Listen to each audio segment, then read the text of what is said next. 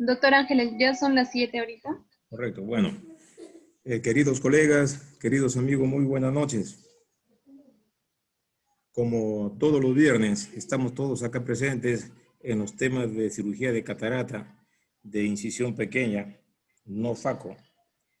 ¿No? Y hemos tenido oportunidad también de presentar a algunos médicos que hacen este tipo de técnicas, tanto en México, en República Dominicana, en India también tuvimos un médico que colaboró con nosotros, y en esa oportunidad el doctor Leonidas Navarrete.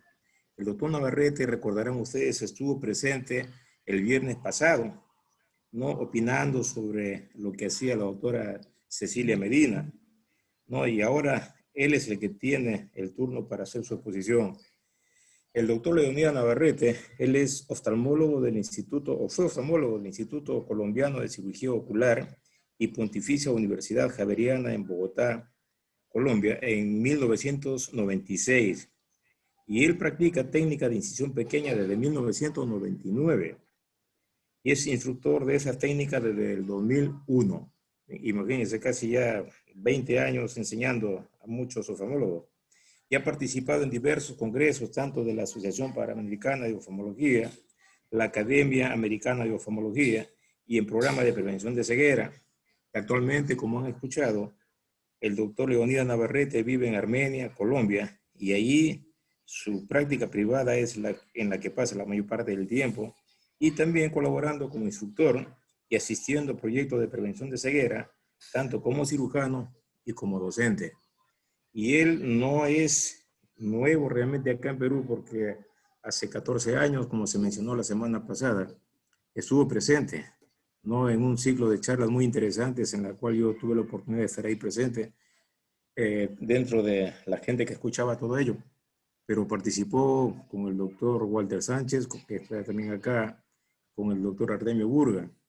Entonces, con todo ese bagaje que tiene el doctor Navarrete, yo lo voy a dejar en el uso de la palabra para que podamos escucharlo y aprender de él. Adelante, Leonidas. Muchísimas gracias, doctor Abel Ángeles, por sus palabras y por la invitación. Obviamente, es un placer estar con ustedes. Créanme que a mis hermanos peruanos los tengo bien metidos aquí en el alma. Y doctor Walter Sánchez, también muchísimas gracias por la invitación.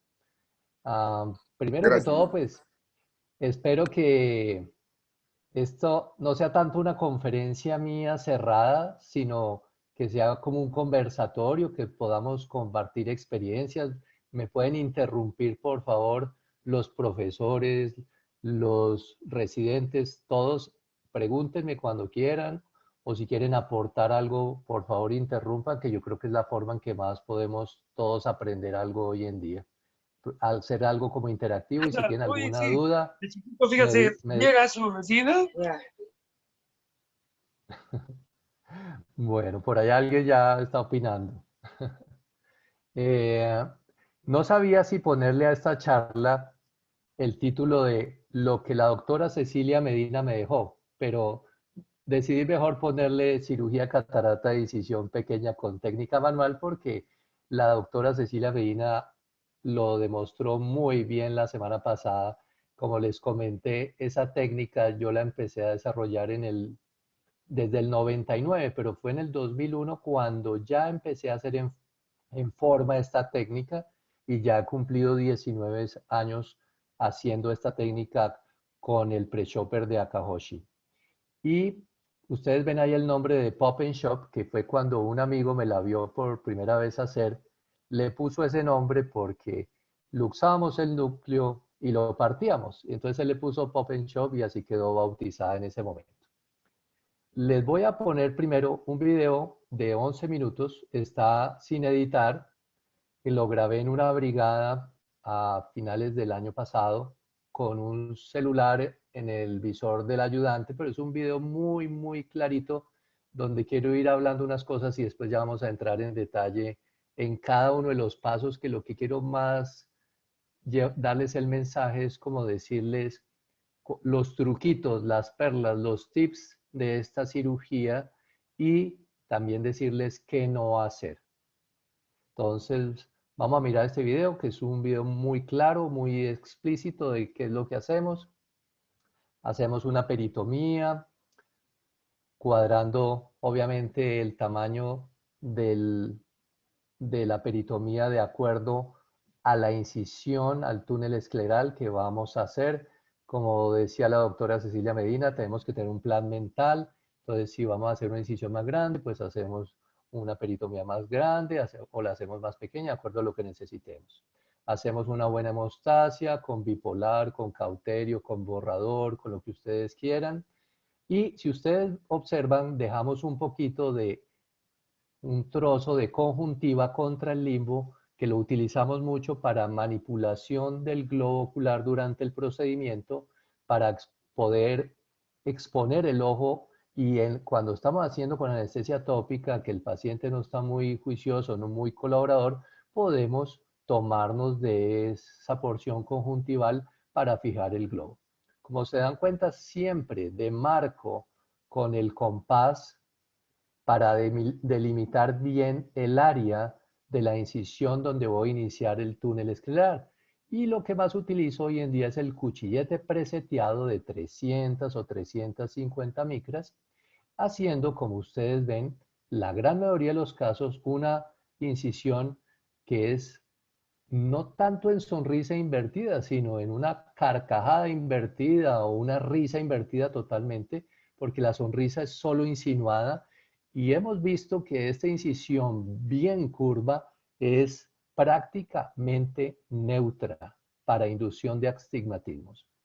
Como se ven, ahí nos tomamos del labio escleral, de la conjuntiva, y vamos avanzando con el cuchillete de Crescent hasta avanzar más o menos unos 2 milímetros por delante del limbo córneo escleral. Avanzamos lateralmente para crear los bolsillos laterales. Todo el mundo lo hace diferente, cada uno puede ir ensayando a su gusto. Cuando vieron que empezamos con el Crescent, empezamos ya a una profundidad exacta. Esto es lo que estoy haciendo hoy en día y ahora les voy a mostrar paso por paso los trucos. Con el mismo cuchillete de 2.7 o 2.8, hago la paracentesis en dos planos y introduzco el cuchillete solo hasta la mitad. Si es uno de 2.8, me queda una incisión de 1.4, ahí en esa a las 9, y hago una paracentesis inferior o inferotemporal, como nos decía la doctora Cecilia Medina, para poder introducir ahí con lo que voy a sostener el núcleo para la fragmentación. La incisión de la paracentesis de las 9, como observaron, nos queda de 1.4, donde podemos tener acceso para colocación de aire, el azul tripán, colocación de viscoelásticos, manipulación de instrumentos. Y por esa incisión de 1.4 queda hermético para poder utilizar la cánula de Simcoe que todos conocemos para poder hacer la irrigación, la inspiración de los restos durante el procedimiento. Queda hermética totalmente, como lo van a ver. Suelo teñir las cápsulas cuando son densitas, aunque con los microscopios actuales el reflejo normalmente se ve muy bueno, pero nos facilita y nos da más tranquilidad. No siempre lo hago, pero en un buen número de casos tiño con el azul tripán, después coloco el viscoelástico, pero casi siempre coloco el azul previa colocación de aire, que no me gusta que el azul toque el endotelio. La capsulorhexis, generalmente la inicio desde la paracentesis de las 9 hacia la región superior, pero se puede hacer inferior para donde ustedes quieran, nasal, temporal, al gusto de cada uno. Hay otras personas que les gusta hacerla por la incisión principal, entonces pueden penetrar en la incisión principal y no ampliar la incisión, sino hacer la incisión de 2 milímetros, 2.8, lo que quieran, y después por esa misma también pueden hacer la resix si se sienten más cómodos por ahí, pero a mí personalmente me gusta mucho por el puerto lateral. Hacer una capsulorhexis, generalmente en los núcleos duros que tenemos, 6,5, 7 milímetros por lo menos, y a veces hasta un poquito más. No es obligatorio que tenga rhexis estas técnicas, pero es lo ideal. Como vieron ahí, movimos el cuchillete lateralmente, llegamos hasta el final del túnel y penetramos en la cámara anterior haciendo unos movimientos laterales sin cortar en forma cerrada. O sea, simplemente moviendo el cuchillete lateralmente para que quede una incisión lineal, como van a ver. La hidrodisección con una canulita de hidrodisección, simplemente, eso todos sabemos cómo se hace. Y me gusta mucho con la misma hidrodisección hacer hidrodelaminación en muchos de los casos para tratar con solo la hidrodisección poder hacer una luxación o subluxación del núcleo, que me parece muy cómodo. Como vamos a ver en este momento, ya tenemos el núcleo subluxado. Si tenemos suficiente cámara anterior con una buena cantidad de viscoelástico, podemos terminar de luxar el núcleo, y el núcleo, como ustedes ven ahí, se ve bien denso y podemos dividirlo en esa posición con el núcleo parcialmente luxado, o si decidimos, podemos acabar de rotarlo, como están observando, para hacer la luxación del núcleo con él totalmente luxado en la cámara anterior. Se puede hacer de las dos formas. Colocamos viscoelástico por debajo del núcleo y por encima. Por debajo para rechazar las corticales posteriores y la cápsula, y por encima para proteger el endotelio. Y acá, posteriormente, vamos a introducir por la incisión inferior el ganchito de Becker, fijamos el núcleo, por la incisión principal introducimos el pre-chopper y solo con introducir un poquito la punta del pre-chopper un poco por debajo del ecuador del núcleo, logramos dividir muchas veces la mitad, 3/4 partes, lo cerramos y avanzamos para completar la división. Posteriormente, coloco un poquito de viscoelástico para presentar los fragmentos del núcleo para su extracción.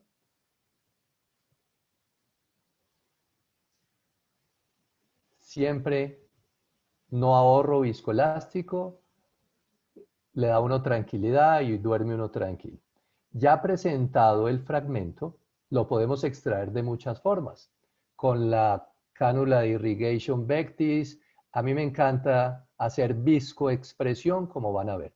Es raro que introduzca un instrumento solo presentando el núcleo, y con una buena cantidad de viscoelástico colocamos el asa cerrada, que es de 3 milímetros, la presentamos enfrente de la incisión y ustedes vieron cómo los fragmentos se van viniendo hacia el túnel escleral que hemos preparado previamente. Igual aquí con el otro fragmento, hacemos el mismo procedimiento, nos tomamos, como van a ver, del labio escleral, de la conjuntiva, hacemos un poquito de depresión y observen cómo el fragmento viene hacia el túnel. Perfecto. La irrigation Vectis la utilicé también mucho tiempo, también he utilizado la pinza de Kansas. Hay múltiples instrumentos diseñados para estos fines de extracción de estos fragmentos, pero el que más me ha funcionado en mis manos es ese, que casi nunca me toca introducirlo, pero a veces toca introducirlo. Posteriormente, pues hacemos obviamente la irrigación, aspiración con nuestras cánulas de 5 y con la que tengan a la mano, ¿sí? Lo bueno de estas técnicas es que uno siempre mantiene una cámara sellada, y sobre todo cuando procedemos a hacer la aspiración por el puerto lateral. Siempre empezamos con las corticales que están suelticas y después cogemos ya una ruta. Por lo general yo empiezo en la parte inferior y vamos limpiando. Después ya me meto por la paracentesis a las 9 y ya hago la aspiración del resto de los fragmentos. Ahí ya vamos a cambiar al puerto lateral. Ustedes ven cómo se profundiza la cámara y tenemos una cámara totalmente sellada y donde entra herméticamente esa cánula de irrigación-aspiración, donde no perdemos líquido ni cámara en ningún momento. Y hacemos la aspiración de estos fragmentos. Muy bien. Ahí ya tenemos todo limpiecito. Terminamos de hacer algún polish o polishado, como quieran llamarlo, de esa cápsula posterior. trato de limpiarlo muy bien, así como al final de cirugía también soy obsesivo en la aspiración del viscoelástico para evitar hipertensiones posoperatorias. Ahí ya tenemos bastante limpio, se ve una buena rexis y dependiendo de la incisión, si es un lente plegable y tengo una incisión como este caso de 5 milímetros, un lente de 6 milímetros no necesito ponerlo con el inyector, simplemente lo tomo con una pinza y lo introduzco por la incisión. Inclusive esos lentes plegables por incisiones de 4,5 con una pinza simplemente se pueden introducir sin tener que plegarlos o se puede plegar con unos dispositivos que veremos más adelante. Se puede meter el lente plegado o con el inyector como ustedes lo deseen. Empujamos, ya está el asa inferior dentro del saco y me gusta mucho utilizar el ganchito de Becker. Soy fanático del gancho de Becker en paz descanse que murió en el 2006, donde vemos cómo ayudamos para introducir el lente ya bien dentro del saco. Y aquí ya pues solo nos queda obviamente la irrigación para lavar el viscoelástico y sellar la conjuntiva. Esa conjuntiva que dejamos ahí, me gusta dejar ese poquito de conjuntiva porque es más fácil el afrontamiento de la conjuntiva con la conjuntiva que hemos liberado con la peritomía. Y con esto pues ya terminamos el procedimiento. Eso es básicamente lo que estoy haciendo en este momento. Muy bien. Por ende, no sé si ustedes allá hacen extracapsular normal todavía y a los residentes le están enseñando. Pero yo siempre pongo esta diapositiva que realizar extracapsular normal yo pienso que no se debe hacer. Se debe enseñar a los residentes y pienso que los residentes deben salir sabiendo realizar una extracapsular, más que no sea su fuerte y que hagan estas técnicas, cualquiera de ellas, las que elijan, ensállenlas todas y las que elijan se quedan con ella. Y hacer facomulsificación, por supuesto, que tengan las dos opciones. Yo hago facomulsificación también y hago estas técnicas y soy amante de estas técnicas. Tan es así que a mi propia mamá yo la operé con esta técnica. Se verán muchas veces enfrentados a núcleos muy duros o que tienen un faco antiguo, como mencionaba el doctor Sánchez, un universal por ahí y empiezan a sufrir, o están haciendo la Rexis y oh sorpresa, bandera argentina, muchas situaciones donde de pronto van a decir, mejor hago la otra técnica, que estas técnicas yo se las he enseñado a muchos cirujanos de facomulsificación para cuando tienen problemas poder evitar complicaciones y poder terminar una cirugía con incisión pequeña, con técnicas manuales y no echar para atrás y coger impulso para caer al vacío de una incisión grande, sino simplemente persistir en una incisión pequeña por otra vía. Usted está haciendo facomulsificación, pone un punto, se cambia a una vía escleral y puede hacer una cirugía de técnicas de incisión pequeña con todos los beneficios de lo mismo y obteniendo un resultado prácticamente idéntico a los otros. Y es aquí donde aparecieron obviamente las denominadas M6, que son todas las técnicas de Manual Small Incision Cataract Surgery, o su acrónimo en español de cirugías de catarata de incisión pequeña con técnicas manuales. Y hay otras que se llaman SLIMES, que es Sutureless Large Incision Manual Cataract Extraction, que esta está popularizada sobre todo por unos médicos de Hong Kong y Singapur que operan en China continental y que siempre hacen incisiones más grandes, siempre de 8 milímetros, y eso se lo están enseñando a los oftalmólogos que están en la provincia de China para que hagan estas técnicas y puedan solucionar problemas de prevención de ceguera. Como les comentaba, yo he utilizado muchas técnicas en del 99 al 2001, cuando empecé con todo esto.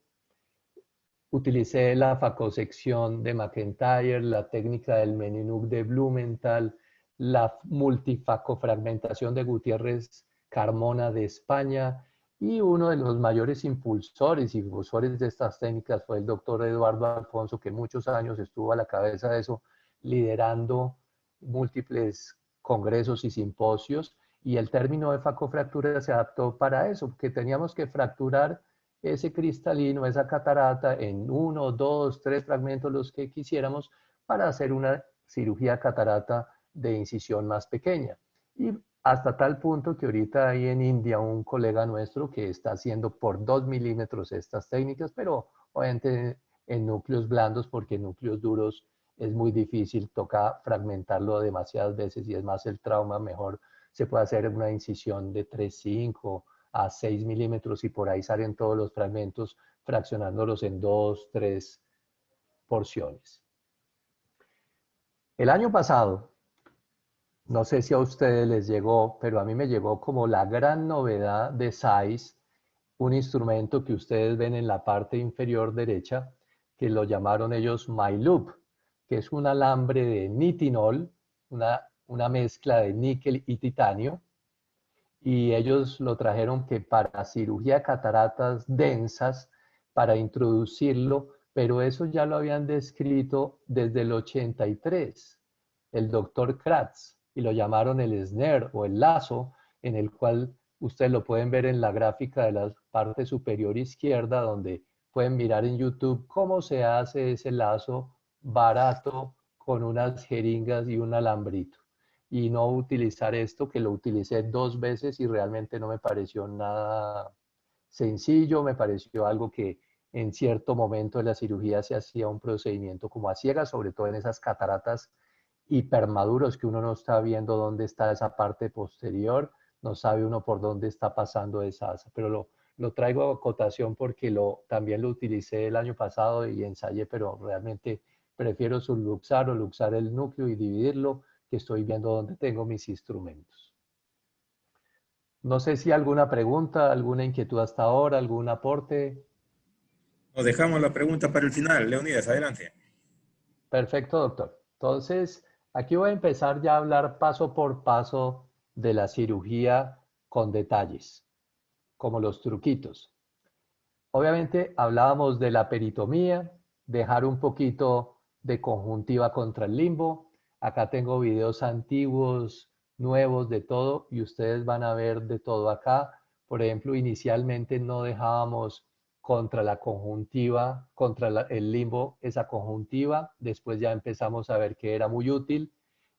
Y obviamente para afrontar al final del procedimiento es muy bueno tener un poquito de conjuntiva ahí, que uno puede afrontarlo y quedar mucho más como adherido ahí en esa porción, la conjuntiva contra la que hemos dejado contra el limbo.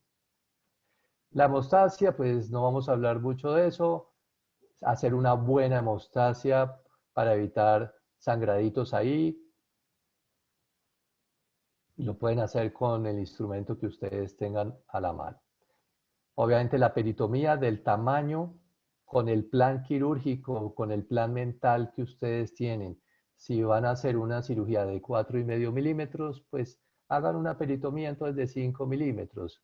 Si van a hacer un túnel escleral de 6, entonces lo hacen un poco más amplio, de acuerdo a lo que necesite. Y el túnel escleral, es muy importante que el túnel escleral debe ser más amplio en la parte interna que en la parte externa.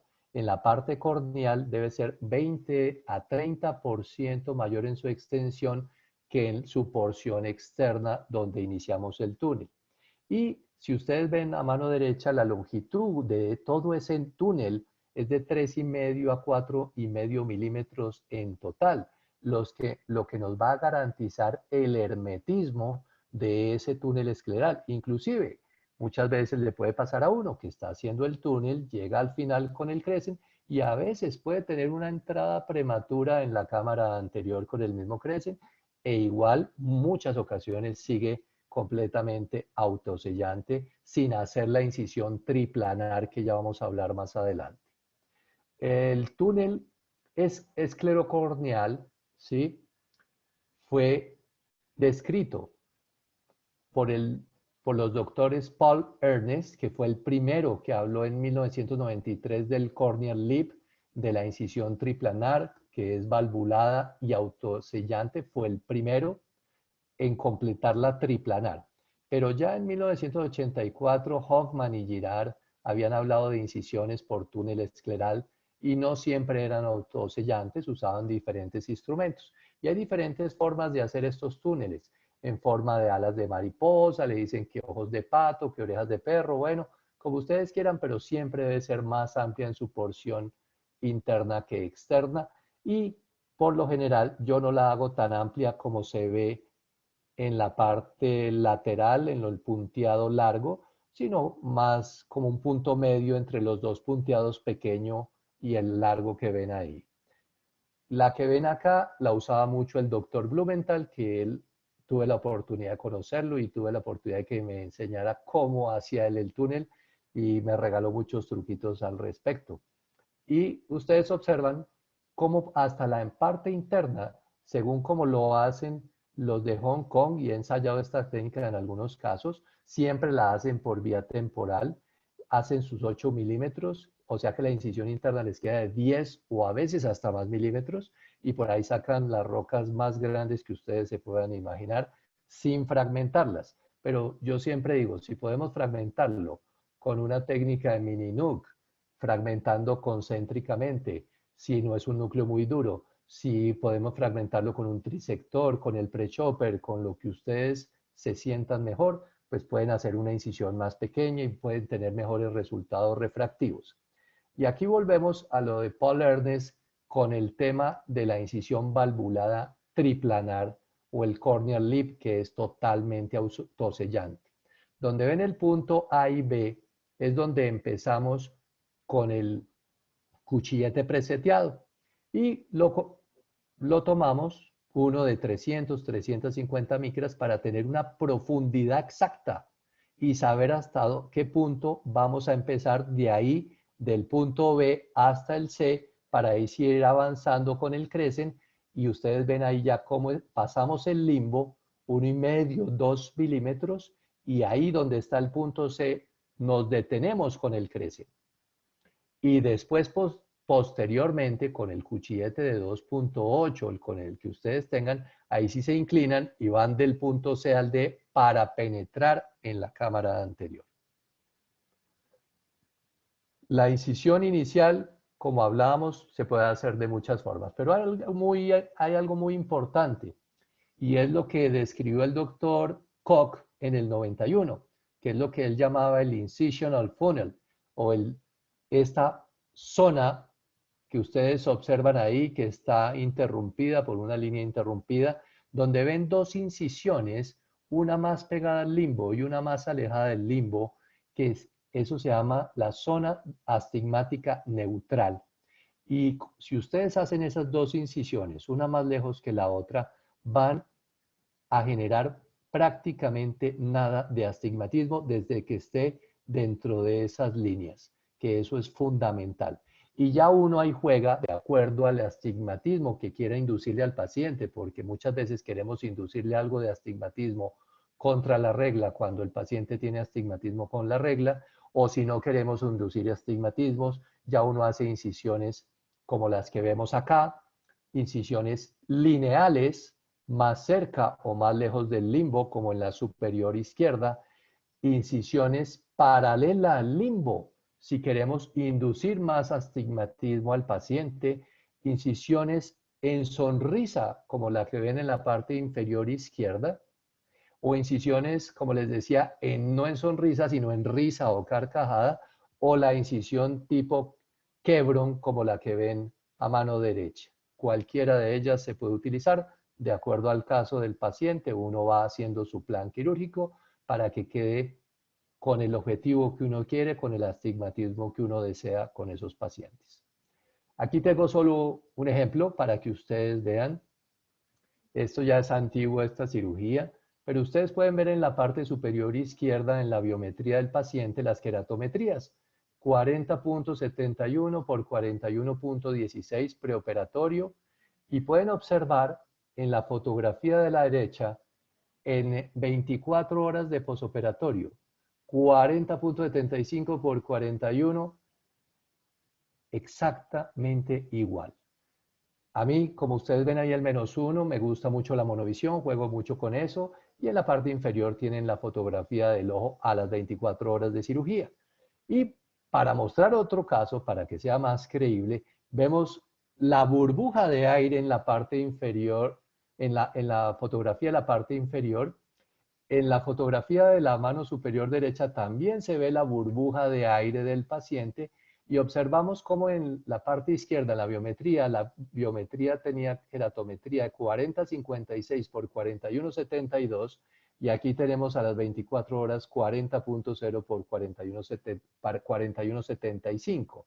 Y vemos que el cilindro de la biometría era 1.16 y acá tenemos un cilindro de 1.25, o sea, cirugías prácticamente con cero inducción de astigmatismos. En muchos de los casos depende del tamaño de la incisión. Obviamente, a mayor incisión vamos a generar mayor astigmatismo y entre más cercanos al limbo vamos a generar más astigmatismo. Si la incisión es lineal, vamos a generar más astigmatismo que si es en sonrisa y en sonrisa un poquito más que si es en risa o carcajada.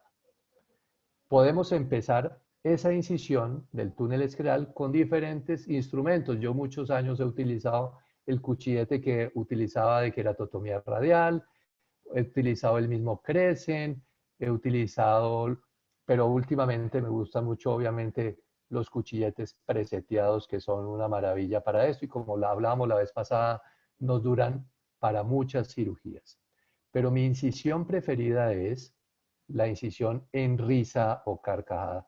O sea, no es una sonrisa que se insinúa, no, es esta que ustedes van a ver acá, que la mostramos en otro caso diferente, en la primera cirugía, es una incisión más acentuada que la en sonrisa, que respeta esa zona astigmática neutra. Y con esto sus astigmatismos prácticamente van a ser prácticamente nulos. Obviamente depende de la edad de los pacientes también, que es otro factor a tener en cuenta, y la profundidad donde hagamos el túnel.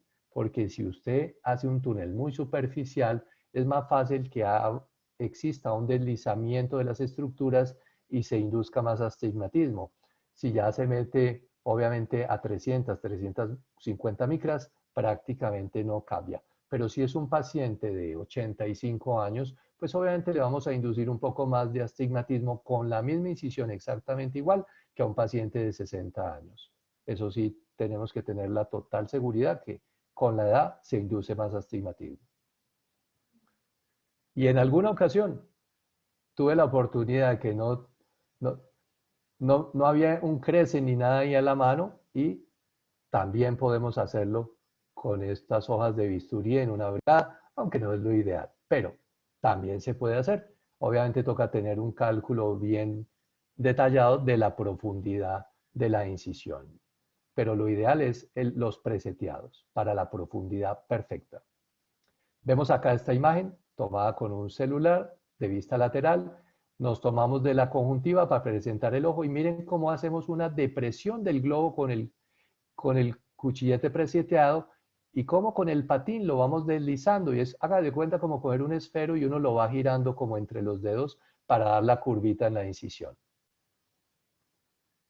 Ya posteriormente seguimos con la segunda parte del túnel, donde en este túnel vamos a avanzar desde la incisión inicial del cuchillete preseteado para avanzar hasta la parte interna del túnel escleral, ya dentro de la córnea transparente, como observamos en la gráfica de la izquierda. Y como hablábamos, se puede hacer con Crescent, con mini Crescent, con lo que ustedes tengan disponible a la mano, pero los cuchilletes de Crescent son muy buenos.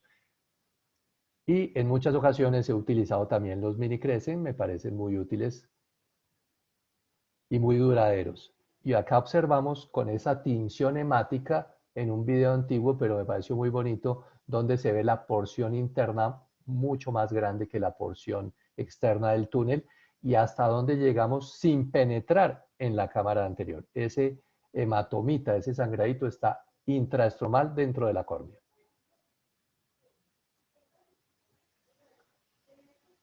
Tomamos del labio escleral o de la esclera, toca tomarse del labio escleral muy gentilmente, muy suavemente para no irlo a desgarrar. Si el Crescent está nuevo, Eso es como cortando mantequilla con una hoja caliente, ¿sí? Si el crece no está nuevo, que en muchas ocasiones nos sucede, que tenemos que utilizarlos 2, 3, 5 veces o a veces muchas más, ustedes verán que ya empieza uno a hacer más fuerza, se empiezan a crear pliegues en la córnea y ahí es donde cuando a veces podemos crear como algún desgarrito en la zona del túnel, o si no quieren cogerse del túnel donde inicia, se pueden tomar de algún lado adyacente con una pinza que tenga garrita de la esclera o de la conjuntiva donde ustedes lo deseen.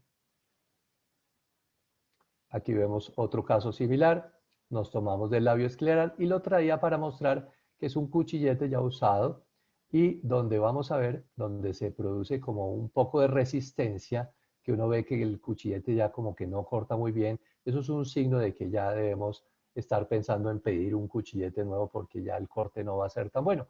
Y esos pacientes, al otro día uno ve un muy pequeño edema en la parte superior, pero muy pequeño realmente. Acá tenemos una vista lateral, donde nos tomamos de la conjuntiva del labio escleral y vamos avanzando lenta y suavemente. Y aquí es muy bonito cómo se ve cómo el crecen está intraestromal. Y ahí se puede ver que no estamos totalmente intraestromal y no hemos penetrado en la cámara anterior para nada. Ese es el movimiento que a mí me gusta, que me facilita como un movimiento lateral para poder crear esos bolsillos laterales. Esos bolsillos son claves para poder manipular instrumentos durante la cirugía, para la irrigación, aspiración, para la extracción de los fragmentos. Aquí tenemos otro ejemplo de lo mismo. Nos tomamos del labio y vamos avanzando. Pasamos el limbo y llegamos 1,5 milímetros, 2 milímetros por delante y después hacemos un movimiento lateral para crear ese bolsillo que dependiendo, repito, ustedes pueden fragmentar su núcleo en 2, 3 fragmentos, los que necesiten, de acuerdo a la incisión que estén haciendo y al lente que vayan a colocar. Porque si van a colocar un lente rígido de 6, pues máximo divídanlo en 2, aunque hay muchos núcleos, si no son muy densos, pueden salir por una incisión de 6 milímetros sin necesidad de fragmentarlos, aunque se puede inducir un poquito más de trauma. La paracentesis, como les decía, la hago después de hacer el túnel sin penetrar, hago las paracentesis con el mismo cuchillete de 2.8 que voy a penetrar después por la cámara anterior. En la paracentesis de las 9 lo meto hasta la mitad, en la inferior o inferotemporal solo una puntica, mejor dicho, ni un cuarto del cuchillete, solo para tener ahí acceso para colocación de sustancias o para colocar el Becker. Las paracentesis, como ustedes quieran, con cuchilletes de diamante, con cuchilletes de 15 grados, inferior, inferotemporal. También una época utilicé nasal y temporal, que un amigo mexicano la utiliza mucho. Y ustedes pueden hacer lo que quiera, como decía la doctora, ella usa, la doctora Cecilia Medina, ella lo usa inferotemporal porque ella no es diestra, ella es zurda, entonces a ella le queda más cómodo, pero de acuerdo al caso de cada uno, colóquelo donde más cómodo se sienta. Otro caso similar.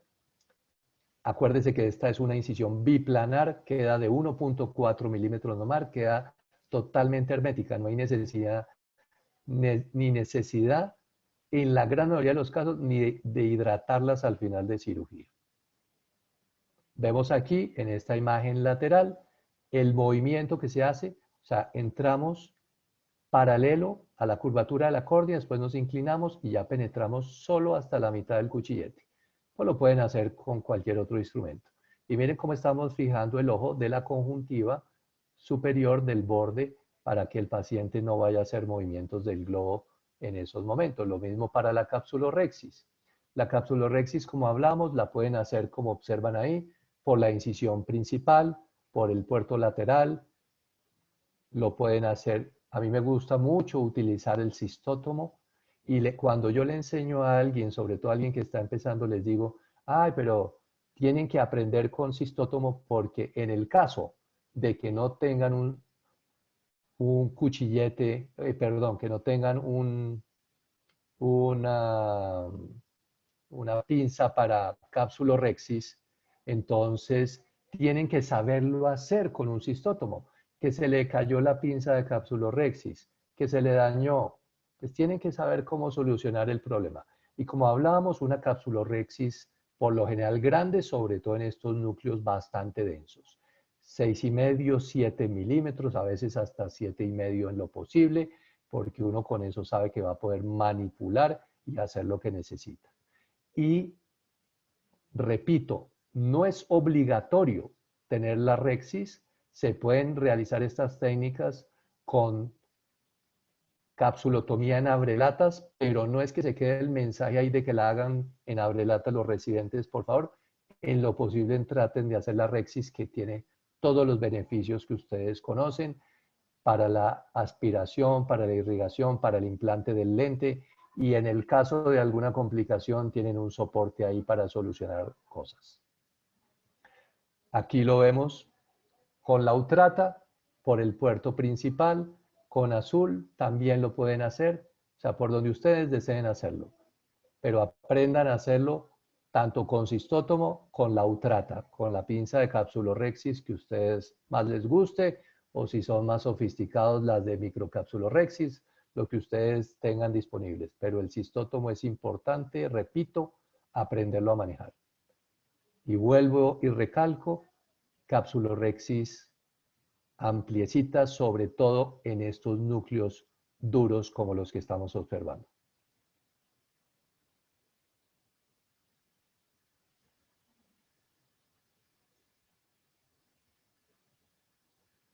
Muy bien, vamos a pasar aquí.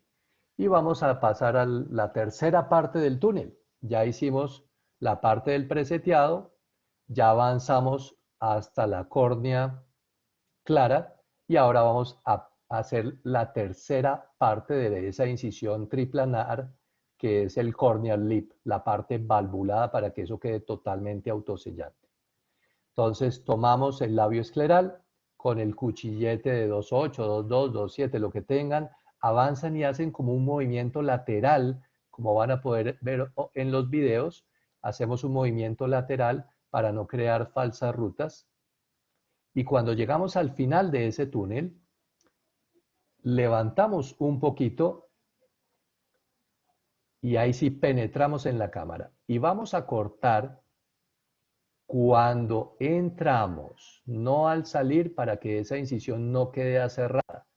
Según lo que me enseñó el doctor Blumenthal, eso nos garantiza una menor inducción de astigmatismo y un mayor hermetismo de la incisión, cortando al entrar, no al salir, y más o menos 20-30% mayor que su incisión externa. Aquí más ejemplos de lo mismo.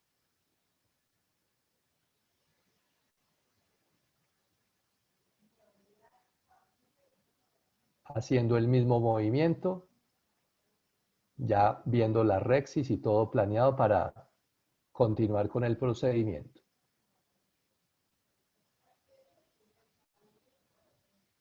Acá vemos cómo se está haciendo de una forma incorrecta. Miren el movimiento acerrado que se estaba haciendo ahí. Es cortar al entrar, no hacerlo de esta forma.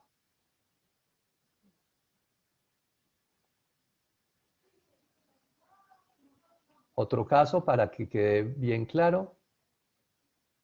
Se penetra en la cámara, se inclina lateralmente, se corta y para el otro lado exactamente igual. 2 movimientos para cada lado o con uno, depende del tamaño de la incisión.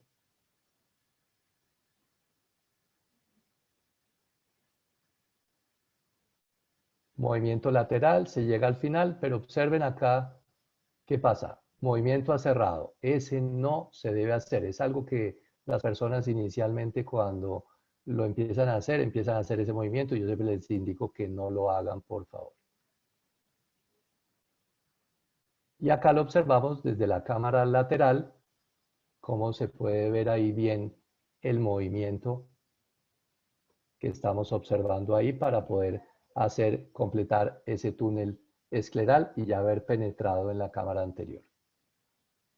La hidrodisección, todos sabemos cómo hacer hidrodisección, simplemente se hace la hidrodisección para tratar de luxar el núcleo. Esa es mi opción preferida. Si no puedo luxarlo, ya van a ver qué otras opciones tenemos para solucionarlo. Pero para mí la más sencilla es luxarlo. La gran mayoría de los casos se puede hacer. Creo que por ahí un 70% de los pacientes con solo la hidrodisección se puede luxar. Y no siempre las capsulorhexis nos van a quedar perfectamente circulares, nos pueden a veces quedar en pera, en forma de otras cosas. Pero siempre tratar de que quede la rexis. Aquí observamos la hidrodisección y la gran mayoría, vemos la ola. Acuérdense de siempre hacer una depresión en el núcleo cuando vayan a colocar otro poco más de hidrodisección. Pueden hacerlo por el puerto principal o por la paracentesis lateral, como ustedes deseen. No sé si están viendo que el video se está como pausando un poquito, no sé ustedes qué están observando. ¿Aló? Sí, sí, se observa. Adelante, adelante, Leonidas. ¿Pero les está entrando bien o no? Sí, sí, Es sí. que a mí... Ah, bueno. Entonces, observen cómo se hace la Un poco depresión del pausado. núcleo. Sí, se está como parando aquí el PowerPoint, no sé, está como raro. Muy bien, y podemos observar ahí cómo con solo la hidrodisección se está produciendo la luxación del núcleo, que después ya la completamos con viscoelástico o con algún otro instrumento. No sé si quieren hacerme una preguntita, voy a mirar a ver qué está pasando aquí con el PowerPoint, porque sí antes estaban corriendo muy bien los videos, entonces voy a cerrar acá un segundo la presentación y volverla a iniciar un segundito. No sé si tienen preguntas hasta este momento, por favor. Bueno, ¿cómo que se arregla eso? Tenemos acá dos preguntas. La Sí, doctora Diana señor. Rojas pregunta, en una catarata hipermadura, el N5, ¿hace hidrodisección? Normalmente no, señor. Normalmente en una hipermadura no, porque ahí sí nos podemos buscar problemas de rupturas de cápsulas y luxaciones del núcleo. Entonces normalmente ahí no, y en esas hipermaduras muchas veces podemos, en ocasiones, si son gigantescas y es muy difícil hacer la capsulorhexis, ahí es una opción fácil hacer la abrelatas, ahí puede aplicar. Pero no hago disección de rutina en esos casos, porque se puede llevar unas sorpresas. ¿Y cuál era la otra pregunta, doctor? Y la otra pregunta es, ¿cómo se realiza el lazo con las jeringas? ¿Cómo se hace? Sí, si ustedes quieren en YouTube, ahí está muy claro de hacer. Es con dos jeringas y se compra un hilito de uno que usan en odontología, no me acuerdo ahorita bien, pero ahí está bien especificado y ahí dicen cómo hacerlo. Y eso lo hacen en India muchísimo y lo utilizan para hacer eso, pero realmente me parece muy arriesgado meter eso allá por detrás. Realmente prefiero ver mis instrumentos. Pero en YouTube lo pueden observar. Muy Bueno, bien. continúo. Sí, continúa y luego seguimos con las preguntas al final. Listo, doctor. Entonces, aquí viene la parte clave.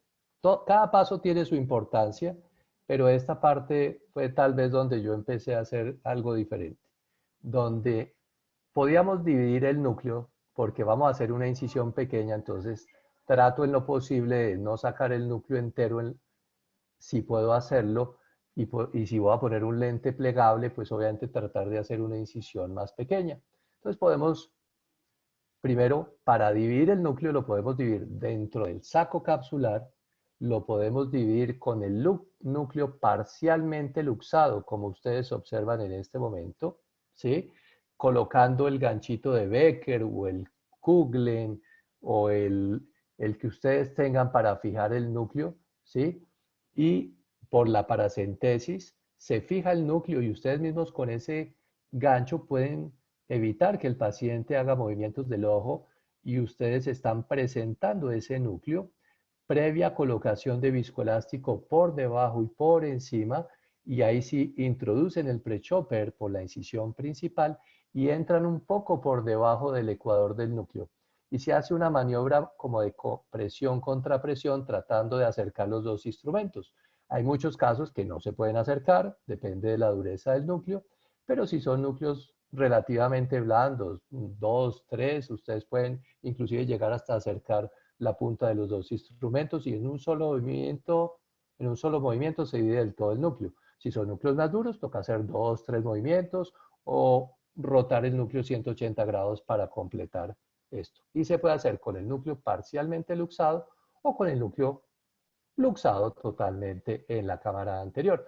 Parcialmente luxado en pacientes que tienen, por ejemplo, tienen una distrofia butata, tienen un antecedente de trasplante de córnea, tienen cámaras estrechas, cirugía de glaucomas, otros casos que le puedan decir a uno, oiga, mejor no lo luxo del todo, sino lo luxo parcialmente para la división.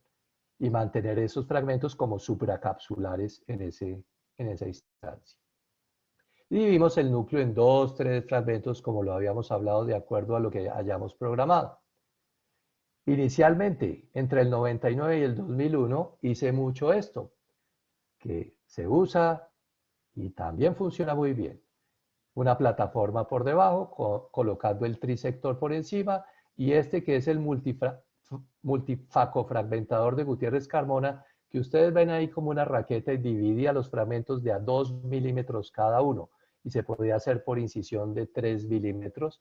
Era un poquito más dispendioso y en cataratas densas, obviamente, es un poco más difícil porque la plataforma, el soporte que se pone en la parte inferior, uno no está viendo bien dónde está. O sea, toca tener como una idea de dónde está exactamente y se hace el movimiento de arriba hacia abajo como acercando los dos instrumentos en vez de utilizar el acercamiento que lo estamos viendo siempre en la técnica con el prechopper. Y en el 2001 llegó a mí un instrumento que tiene la apertura, como este es una apertura inversa. Es muy importante que los residentes aprendan a manejar el prechopper, que no es como una tijera, sino tiene una apertura inversa donde abre en promedio, de acuerdo a la marca, 2.2 a 2.6 milímetros. Y al presionarlo es que se abre, no al contrario. Entonces tienen que tener muy eso en mente porque uno siempre tiene en la mente el movimiento contrario. Lo podemos hacer en pacientes con núcleos parcialmente luxados, como ese que ven ahí con trasplante de córnea. En pacientes con núcleo luxado totalmente, nos ayudamos con el Becker. Miren cómo fijamos el núcleo por la paracéntesis inferior, abrimos, avanzamos y completamos la división.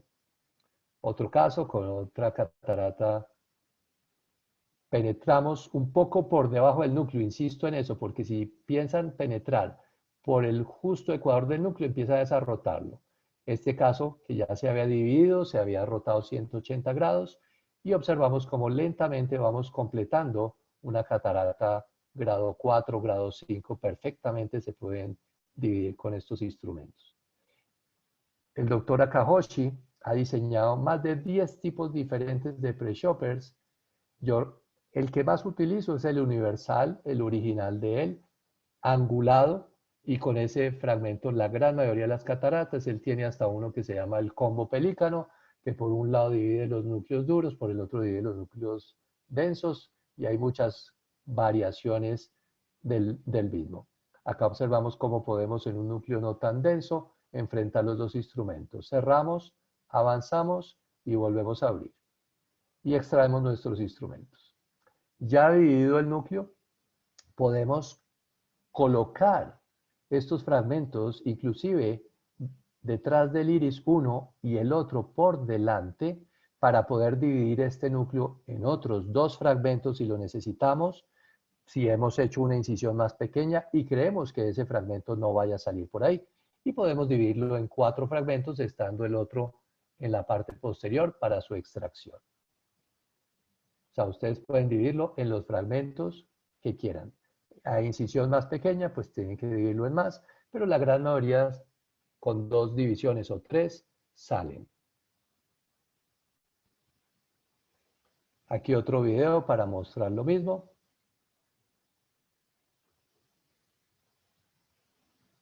entramos por debajo del ecuador y miren, solo con introducir la puntica se abre la mitad, avanzamos y estos núcleos densos tienen muchos puentes de unión en la parte inferior que uno observando bien puede dividirlos ahí o puede colocar más viscoelástico y completar la división o rotarlo 180 grados y completarlo, pero tener la certeza.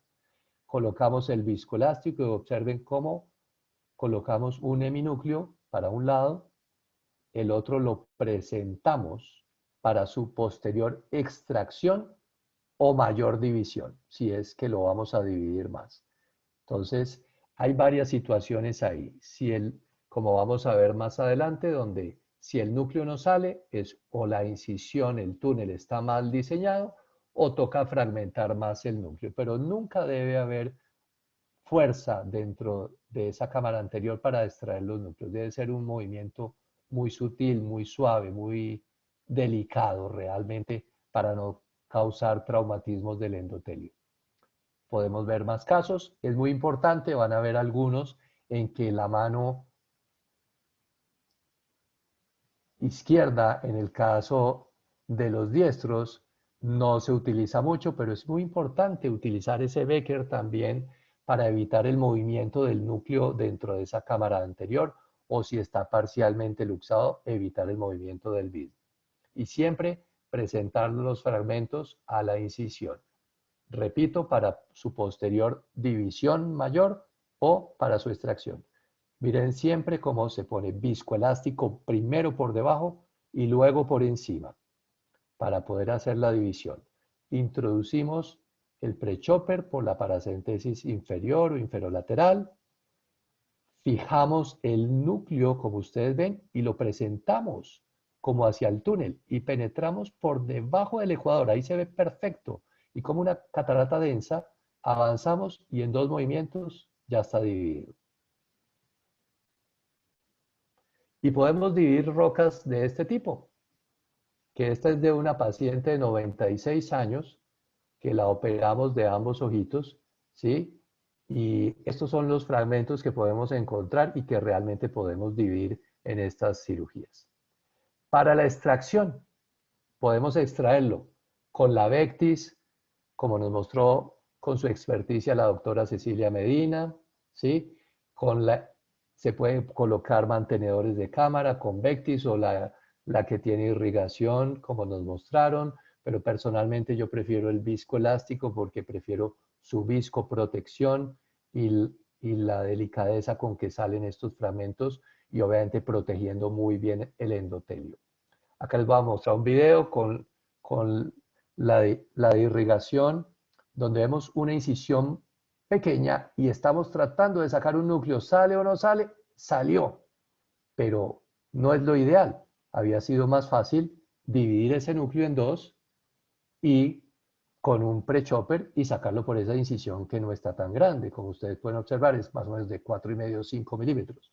Se puede colocar, dividirlo y sacarlo por esa incisión dividido, menos traumático, con la misma irrigation, con la misma Vectis de irrigación.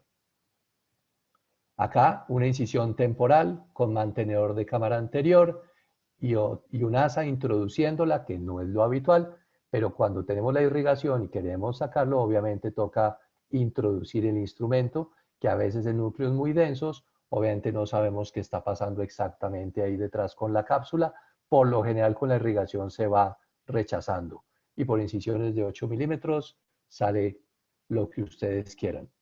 Por vía temporal sabemos que la inducción del astigmatismo es menor y podemos en ocasiones utilizar esa vía temporal en pacientes que tienen frentes prominentes o en casos especiales que el paciente tiene un astigmatismo contra la regla o tiene una cirugía filtrante en la parte superior, podemos entrar perfectamente por vía temporal como lo utilizan muchas personas.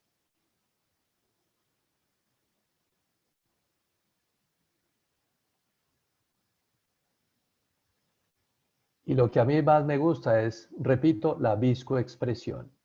Van a ver aquí múltiples casos donde solo tomando el labio escleral hacemos una depresión y vemos cómo esos fragmentos se dirigen, divididos aquí como están en 3, en 4, en las porciones que ustedes necesiten de acuerdo al lente que van a sacar a colocar, perdón, y a la catarata que van a extraer.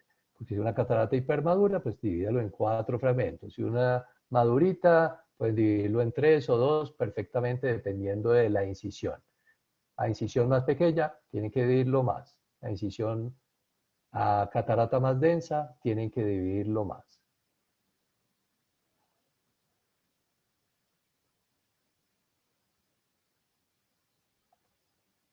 Muy bien, aquí observamos otros casos similares. Como incisiones de 5,5 milímetros, podemos sacar estos núcleos bastante duritos, pueden salir perfectamente con la viscoexpresión disminuyendo el trauma y con córneas transparentes al otro día y los pacientes obteniendo resultados inmediatos, sobre todo en programas de prevención de ceguera.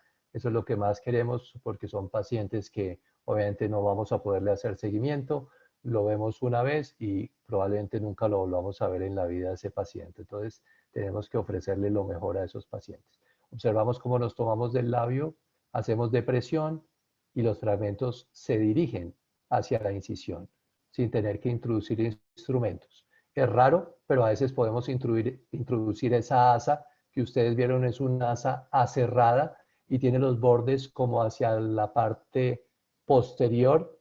Entonces ustedes, si necesitan, pueden poner esa asa por debajo del núcleo, se adhiere como al núcleo y viene, pero lo habitual es que no lo hagamos. Pero cuando van a introducir el asa, por favor coloque viscoelástico por debajo del núcleo, no se les olvide para rechazar esas corticales y esa cápsula que puede estar ahí cerquita, que debemos tratar de evitarla. Acá observamos cómo introducimos un poquito el asa, ya previa colocación de viscoelástico por debajo de ese núcleo, por supuesto. Ya el otro fragmento, si queda presentado enfrente de la incisión, lo extraemos, si no, simplemente volvemos a colocar otro poquito de viscoelástico, lo reubicamos para su posterior extracción, como vamos a observar. Es clave presentarlo, porque si introducimos un asa o tratamos de hacerlo ahí, él queda obstruyendo y no va a coger el camino del túnel. Tomamos de nuevo del labio, hacemos depresión suave. Ya habíamos sacado el otro fragmento introduciendo el asa y este exactamente nos tocó hacer lo mismo porque era uno un poquito más grande. Se había podido dividir en 2 fragmentos más para su extracción más sencilla, por supuesto.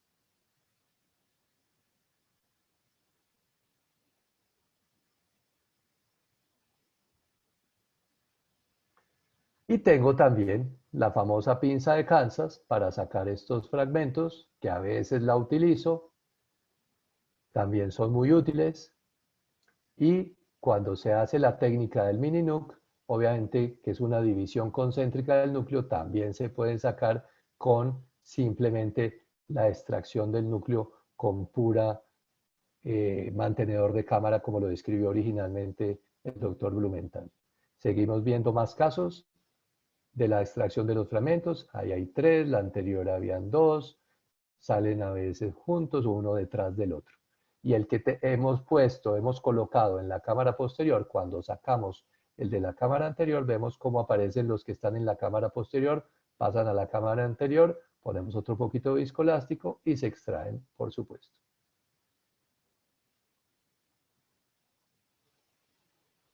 Si ya encontramos resistencia, vuelvo y repito, es o el túnel es insuficiente o la fragmentación del núcleo no es la adecuada. Podemos observar aquí más casos como fácilmente van saliendo estos fragmentos. Bueno, voy a adelantar un poquito porque creo que el tiempo, no sé cómo estamos de tiempo, doctores. No, seguimos, Leonidas, adelante. Sí, no hay problema. No Bueno, hay problema. vamos a mostrar uno último aquí con las pinzas de Kansas, cómo se extraen estos núcleos densos con incisiones a veces más grandes, más pequeñas. Por ejemplo, esta, vemos ahí una incisión lineal paralela al limbo y muy cerca del limbo. Esa incisión va a inducir más astigmatismo, obviamente, que una incisión que está más alejada, como las otras que hemos visto. Más extracción de estos fragmentos. Viscoelástico, como les decía, nunca ahorro.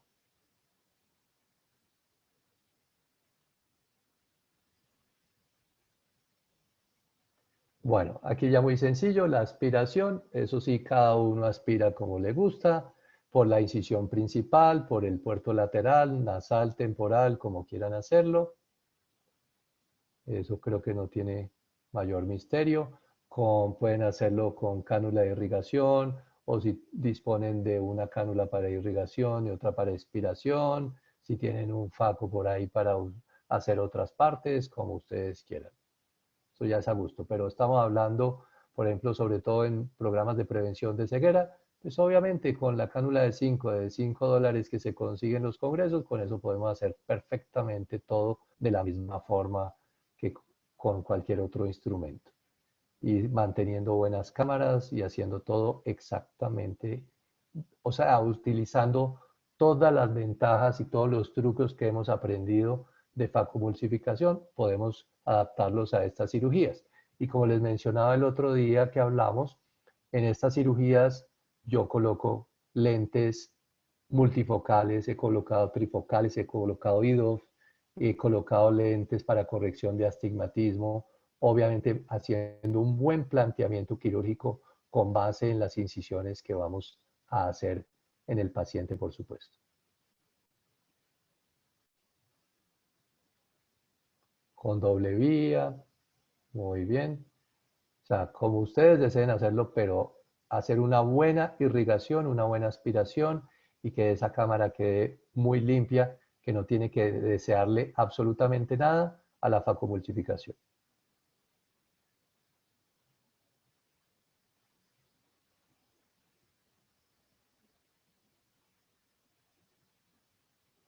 Por el puerto lateral vemos cómo se profundiza la cámara. Es muy fácil realizar esta aspiración de las porciones que están por debajo de la cápsula para dejar un saco capsular completamente limpio para la inserción del lente, que como hablábamos lo podemos poner con pinza. Los residentes deben conocer un instrumento que existe para doblar el lente y se pliega el lente y con la otra pinza se toma, se puede introducir de esta forma. Si es una incisión como ustedes ven ahí de 3,5 milímetros, se puede hacer perfectamente. Si es un lente rígido, incisión de 6 milímetros, como les dije, soy fanático del Becker, siempre introduzco las asas con el Becker. Lo voy rotando para que quede dentro del saco, ahí con un lente rígido. Podemos hacerlo con inyectores de lente y como les decía, la mayoría de lentes plegables por incisiones de 4,5 se pueden introducir el lente sin necesidad de ponerlo a plegarlo ni hacerle absolutamente nada más. No sé si tienen preguntas en este momento, que el PowerPoint se está reiniciando. Muy bien, a ver, habíamos quedado acá en la continuación de la pregunta anterior. ¿Qué tamaño de jeringa recomienda para la hidrodisección e hidrodelaminación? ¿Qué tamaño de jeringa, doctor? Sí, ¿qué capacidad debe ser, no? Sí, de la jeringa. Ah, sí, pues, sí, normalmente me pasan una de 2, 3 centímetros, realmente, ¿sí? Y lo importante es la cánula, ¿no? Sobre todo la canulita de irrigación, hay unas especialmente diseñadas para eso, que son planitas, así como por ejemplo para colocar el azul triplan, también tengo una cánula que tienes un orificio en la parte inferior para que el azul salga directamente contra la cápsula y uno puede hacer como ir pintando la cápsula realmente en muchas ocasiones. Pero son cánulas diseñadas para eso, las que yo utilizo normalmente, aunque a veces toca usar otro tipo de cánulas, la que uno disponga, ¿no? Muy bien. Tenemos otra pregunta de la doctora Lazo, médico residente. En el caso de que la catarata no se luxe con la hidrodisección, ¿cuáles son las maniobras que nos recomienda para luxar el núcleo? Sí, señor. Y yo no sé, esa de pronto no apareció, pero lo voy a buscar acá porque eso está ahí. Y ese video, no sé qué se hizo, pero lo voy a buscar en un segundito, permítanme, porque ese video estaba ahí. Porque la gran mayoría, pero muchas veces utilizo dos instrumentos y creo que ese video debe estar por acá. Hidrodisección no. ¿Dónde está la luxación? Permítame un segundo. No, aquí ya está la división. Se me desapareció, hidrodisección, capsulorhexis. Ya se los busco en un momentico porque está el video perfectamente bien clarito donde se ve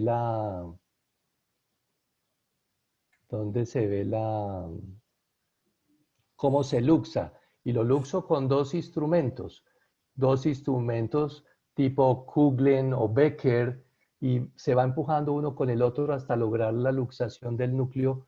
Y le voy a buscar a la doctora ese video porque es que aquí no está el título de luxación, no sé por qué aquí no está, pero permítame acá un segundo. Ese lo tenía yo por acá. Y es un video muy explícito donde se ve perfectamente bien esa luxación, hidrodisección. A ver, ¿será este? Creo que es este. Creo que es este. Sí, acá vemos cómo introducimos, voy a agrandarlo acá, eso. Qué pena con ustedes. Ya. Introducimos dos ganchitos de Becker,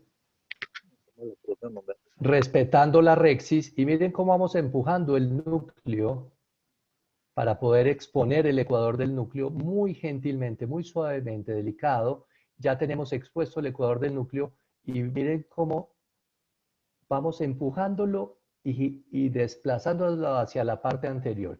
Primero con los dos y después ya cuando ya lo tenemos que ha salido, ya con uno solo de los instrumentos. Este video creo que es muy diciente para responderle a la doctora cómo se puede hacer. Y se puede hacer también con un solo instrumento, que creo que por acá está el video de ese también. Acá podemos observar, miren, solo con un instrumento, cómo se puede luxar también. Si con la hidrodisección puede ser nasal, temporal y más fácil con los dos instrumentos si es una catarata grande y toca hacer una buena rexis como ustedes observaron. ¿Sí? Vuelvo y les repito acá para que lo vean, es muy diciente este video, cómo se ve perfectamente, cómo se va desplazando ese núcleo y cómo se expone el ecuador de ese núcleo para poderlo luxar. Es un movimiento muy suave, apenas se ve ahí, simplemente se empieza a rotar y desplazarlo levemente anteriormente. Y él va a luxarse. También se puede hacer con ganchitos, por ejemplo, de Sinskey, rotadores. Hay muchas descripciones de esto. Por ejemplo, podemos observar acá, en este otro, con la misma incisión principal, observemos cómo estos ganchitos se puede rotar el núcleo también. Creo que con eso le respondemos a la doctora clarito qué otras opciones hay fuera de la hidrodisección. Bueno, y voy a volver a pasar adelante a donde iba, qué pena con ustedes. Perdón, un segundito. Vamos a adelantar entonces para llegar a donde íbamos, que ya vamos a terminar. Estamos aquí en extracción. Muy bien. No sé si hay alguna otra pregunta mientras llego allá, doctor. Sí, vamos a ver. Tenemos la presencia de la doctora Cecilia Medina, casualmente. Ella en estos momentos Doctora Cecilia, se encuentra en Iquitos. En Iquitos se encuentra ella, pero gusto en escucharte. doctora, muy buenas noches. Acá está la pregunta de ella. Doctor Navarrete. Buenas noches, doctor.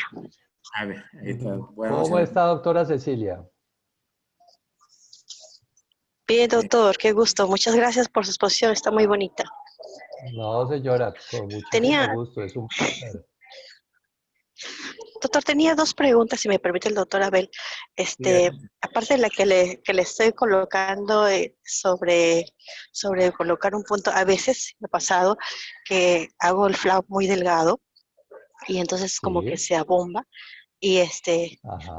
o sea, recomienda colocar un punto de seguridad para que el astigmatismo no sea Sí, muy pronunciado. sí, señora, en ese caso, si se te va el flap muy superficial, es fundamental poner un puntico. O sea, para que y evitar astigmatismos contra la regla, que es lo que más vemos obviamente, ¿sí? Porque si tú tienes la profundidad exacta, el astigmatismo es prácticamente neutro, es increíble. Realmente me impresiona eso y soy obsesivo y le tomo a los pacientes al otro día y les hago seguimiento y prácticamente no cambia nada. Pero si uno ve que que ese flap queda un poco delgado, como les mencionaba, los tejidos como son elásticos, con la presión del ojo obviamente tratan de desplazarse más e inducen más astigmatismo. Entonces ahí perfectamente le puedes poner un puntito no, y yo lo pongo a veces también cuando me necesito algo, lo puedo poner, no pasa absolutamente nada.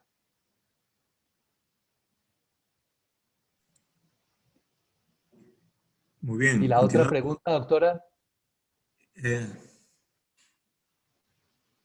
no creo que esté relacionado con lo mismo. ¿Ya estamos bien, Leonidas? ¿Podemos continuar? sí, sí señor, ya estamos aquí listos para terminar acá. Ya, termina entonces, pues. Sí, señor. Entonces, pues el lente intraocular, como veían, lo podemos colocar como ustedes quieran.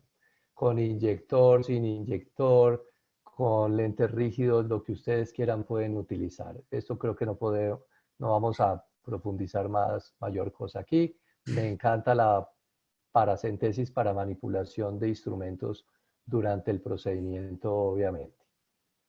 Voy a adelantar aquí otro poquito. Acá vemos, por ejemplo, este lente plegable en la vista lateral, cómo lo dirigimos hacia el saco directamente para los residentes, cómo lo dirigimos como hacia la parte posterior para que él entre de una vez dentro del saco y después no tener que luchar con él ahí.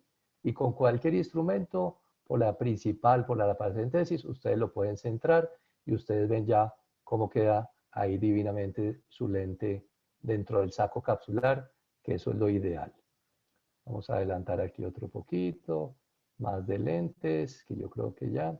Ah, bueno, al final, obviamente, secar un poquito para hacer el afrontamiento de la conjuntiva, que es mucho más fácil afrontar esa conjuntiva con eso ya seco, ¿no? O sea, con el bipolar, yo normalmente le bajo un poquito al bipolar, que no esté muy caliente, para que pueda hacerse el afrontamiento más fácilmente en esos dos puntos e inclusive se puede hacer continuo en el resto de la porción de conjuntiva que hemos dejado ahí para afrontar esa otra zona.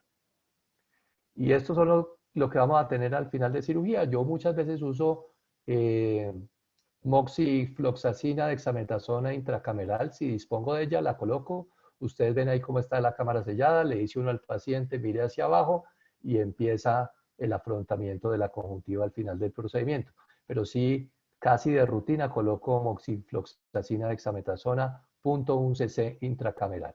Aquí observamos cómo en esta vista lateral estamos colocando bajo aire un poquito de moxi y dexa. Y ya hemos terminado la cirugía y para que los residentes vean, mire, hacemos una depresión fuerte y ese aire no se sale por nada. Y hay muchas veces en una incisión de facomulsificación, si la incisión no queda perfecta y no está hidratada todavía, uno hace eso y puede que se salga ese aire. O sea, son incisiones completamente autosellantes y seguras esas triplanares. Y sobre todo esto es muy bueno lo que hablábamos para los futuros oftalmólogos. ¿Sí? Los residentes aprendan a hacer estas técnicas, aprovechen a todos sus profes que les enseñen Mininuc, Trisector, con la doctora Medina y con todos los otros profes que le enseñen el pre-chopper, que yo soy amante del pre-chopper, pero que aprendan a hacer estas técnicas y también les enseñen facomulsificación y tengan dos caminos para poder solucionar cualquier tipo de cirugía de catarata que con eso se van a poder enfrentar a lo que quieran. Aquí ven, como les mencionaba, mis hijos, los dos estudiando medicina, como hablábamos hace un rato. Mi hija está en 10º, que desde los 14 dijo que iba a ser oftalmólogo, y el caballero pícaro de la izquierda, ese ya está también en medicina en 5º, pero ese, como les decía al doctor Abel y al doctor Walter, ese, el último día nos avisará qué quiere hacer. Y una última diapositiva. Ven los cascos de mis hijos cuando estaban muy pequeñitos, y ese casco de mi hijo dice risk, o sea, las cirugías tienen los cambios, todo cambio genera un riesgo.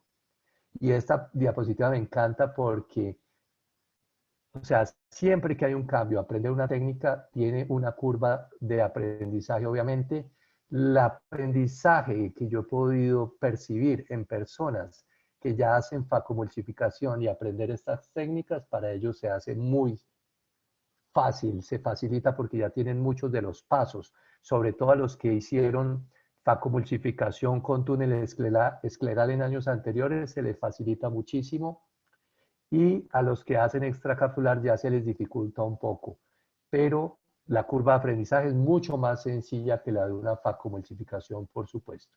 Y en el casco de mi hija, a mano derecha dice speed, todo paso por paso, o sea, la recomendación ahí es no tratar de pasar hoy de hacer extracapsular con anestesia perivulvar a pasar a hacer una de estas técnicas de incisión pequeña con técnicas manuales con anestesia tópica, como muchas veces hacemos, o con subtenoniana, tratar de cambiar paso por paso todo lo que es su procedimiento quirúrgico. Entonces, aprender bien la rexis, aprender cómo luxar el núcleo, no tratar de hacer todo en un solo momento, sino paso por paso.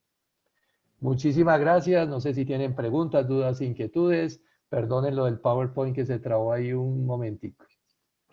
Bien, muchas gracias, Leonidas. No, y la verdad que yo tengo que agradecerle sobre todo al doctor Walter Sánchez Humala, porque fue él quien me avisó, ¿no?, de que tú podías estar disponible para hacer esta charla, Leonidas. Y él fue el que te ubicó allá en Colombia, y gracias a él ha sido para nosotros posible tenerte acá. De verdad, muchísimas gracias, porque esta ha sido una magnífica charla. Y yo quisiera escuchar a Walter. Sí, adelante, tiene que dar a Abelito, primero para felicitarlo, pues a Leonidas, excelente. Yo le he visto cómo ha ido cambiando la anestesia. Me acuerdo que antes su anestesia lo hacía con gel, cuando hizo las cirugías acá, fue cambiando. Muy didáctico, sí, señor, pero muy, muy didáctico. Y la otra cosa muy importante para los residentes es el preseteado. Con eso yo creo que aseguras bastante para que los muchachos vayan aprendiendo. Yo creo que con eso tienen prácticamente un 60 o 70% de la cirugía, porque supuestamente con eso van a hacer un buen túnel. O como dice Leonidas, hay que ir paso a paso, ir avanzando y utilizar todas las posibilidades que uno pueda tener. Entonces vamos a tener mejores cirugías, van a tener córneas claras, menos astigmatismo, y lo más importante es la satisfacción para nuestros pacientes. Y siempre a nuestros pacientes decirles, muchas veces no ofrecerles demasiado. Si van a usar lentes, van a usar lentes. Hay veces cuando nosotros le decimos a nuestros pacientes, no, usted va a quedar 20. No, es un error que los residentes no deben de cometer. Van a quedar bien, posiblemente usted vaya a tener que usar lentes, pero vamos a hacer lo posible para que no lo use. Porque no ofrecer demasiado, a veces ofrecemos demasiado y el paciente te empieza a fastidiar, o usted me diga que voy a ver de lejos, de cerca. Eso es muy importante. Y como tú manejas muy bien el astigmatismo, te felicito, Leonidas. Estoy muy feliz. Yo creo que todos estamos muy contentos con tu excelente charla. Has abierto los ojos para muchos y yo espero que muchos residentes puedan hacerlo. Gracias, hermano. Muchas gracias, doctor Sánchez. De verdad, muy amable, y créame que es un tema que a mí me apasiona. Y lo que tú dices es muy cierto. O sea, esas palabras que tú dices, no ofrecerle tanto, o sea, ofrecerle lo máximo que podemos, pero no prometerle tanto al paciente. Y yo también les digo, a los que les pongo el trifocal, por ejemplo, les digo, existe la posibilidad que usted me pida después unas gafitas para una que otra cosa, porque hay pacientes de pacientes. Yo uso mucho la monovisión, que me ha funcionado muchos años también excelente, y a todos los pacientes les digo estas palabras: no hay nada perfecto ni eterno. esas dos palabras. ¿Por qué? Porque todos los lentes que tenemos, toda esa gama de lentes, quiere decir que no hay nada perfecto que los pacientes vayan a estar totalmente satisfechos. Y yo les digo, mire, su ojo hoy tiene 0,25 de astigmatismo, pero cuando pasen 15 años va a tener una dioptría o dioptría y media contra la regla, le va a ir cambiando, o le aparece su retinopatía diabética, o su glaucoma, o su problema macular, que probablemente le va a crear otros problemas al paciente. Entonces, eso que tú diste es clave. Con todos mis pacientes hago lo mismo. Les digo, no hay nada perfecto ni eterno, y no sueñen que van a vivir eternamente sin gafas. Qué buena, qué buena. Bien, gracias. Pues mira, pero Artemio, ¿estás por ahí? Artemio. ¿Cómo no? Abel, qué gusto escuchar a Leonidas y estoy muy contento de esta exposición. Doctor Burgo, ¿Cómo gusto de está? escucharlo otra vez. Mire, le Muy felicito, bien. sinceramente. Yo soy un amigo personal de Felipe Chiriboga y con él aprendí esta técnica y lamentablemente no lo practico con mucha frecuencia, pero veo que es muy bueno. Lo que quisiera rescatar para los residentes es que con estos webinars o a veces algunos congresos he visto con mucha pena facólogos, esos especialistas en faco, que por alguna complicación tienen, hagan una cirugía de su incisión corneal que tienen, hacen con una cirugía una tijera corneoescleral y amplían y hacen, convierten en un extracapsular. Nada más absurdo, me parece. La recomendación que dice de Leonidas respecto a convertir a mini nuc o a incisión pequeña, eso es lo ideal. Si ella tiene la complicación, hace una peritomía y hace un abordaje escleral. Y el resultado le va a ser exactamente, no tanto exactamente, pero con lo más aproximado a un éxito quirúrgico. No hacer incisiones ampliadas en limbo o corneales como suele suceder. Pienso que Abel, que está en la docencia, que todos sus residentes aprendan esta técnica y dominen. Y esto es una opción para nuestros países. Muchas gracias, Leonidas. Sinceramente emocionado por volver a escucharte y esta conferencia brillante. Gracias. No, indudablemente que acá los ganadores, El placer es mutuo. los residentes, yo creo que son los que salen ganando con todo eso, de verdad. Yo lo creo así. No sé si está presente por ahí Lucho Arévalo o Martín Inoquio. Hola, Abel. Adelante, Lucho, adelante. Felicitaciones al doctor Leonidas, una excelente charla, muy didáctica, tal como debe seguir los pasos un residente. Realmente no queda más que felicitarlo y aprendí muchísimo en cada una de las charlas que ustedes están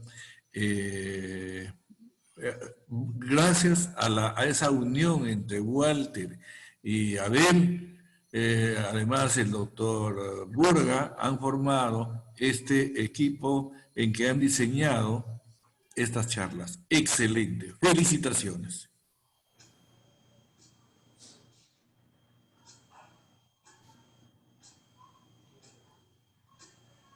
Abel, ¿qué tal? Abel. Adelante, César. ¿Qué tal? Buenas noches. Doctor Navarro, gusto de saludarlo. Soy César de Negri, uno de los cirujanos antiguos ahí del Hospital Sabogal. Permítame felicitarlo porque la charla ha sido excelente. Y quería hacer alguna opinión, ¿no? En primer lugar, sobre lo que ha comentado el doctor Artemio Burga. Efectivamente, ¿no? Lo que hacemos FACO, lo ideal es no ampliar la cirugía, la incisión corneal, pero todo depende qué tipo de complicación tienes. Si tú estás haciendo una FACO y puedes luxar el núcleo hacia la cámara anterior, ahí uno puede intentar hacer una cirugía a convertir a una mini nuc o de repente a una extracapsular, depende del gusto de cada uno.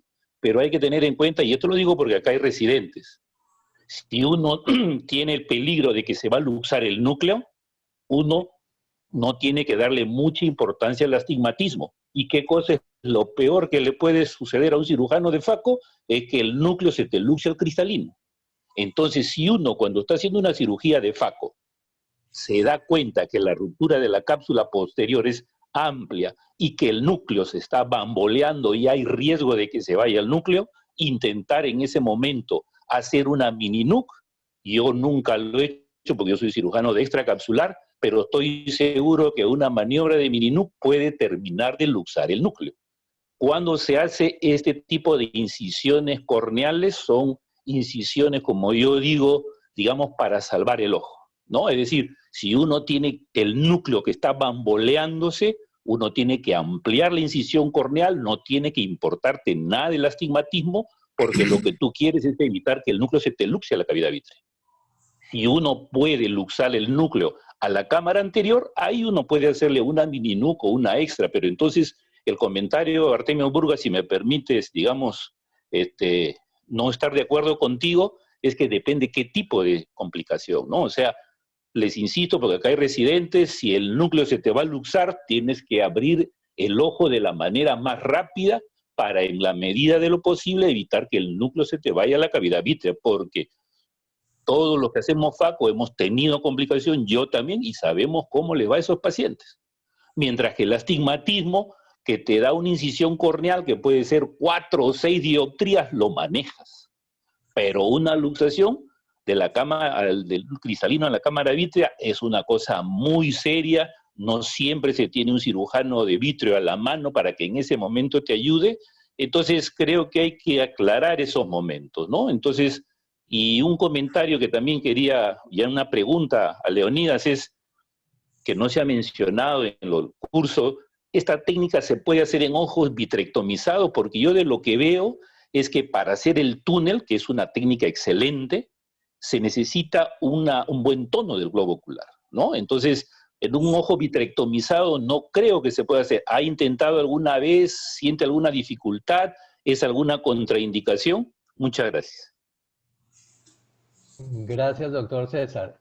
Sí lo he hecho en casos vitrectomizados, como usted bien lo dice, es más difícil, obviamente es más complejo y obviamente a los residentes, por ejemplo, obviamente no es el caso para empezar y a los residentes siempre iniciar con si son diestros, empiecen con el ojo derecho, si son zurdos, pues empiecen con el ojo izquierdo, con ojos que sean como prominentes, que ojos que sean expuestos, que puedan manipular bien sus instrumentos, no empezar con el que tiene una frente prominente, el ojo hundido, una hendidura pequeña, buscar idealmente los casos menos complejos y no empezar con las cataratas negras 5 ni con facorrefractivas, sino empiecen con cataráticas 2, 3, 4 cruces más o menos, pero no con las más densas.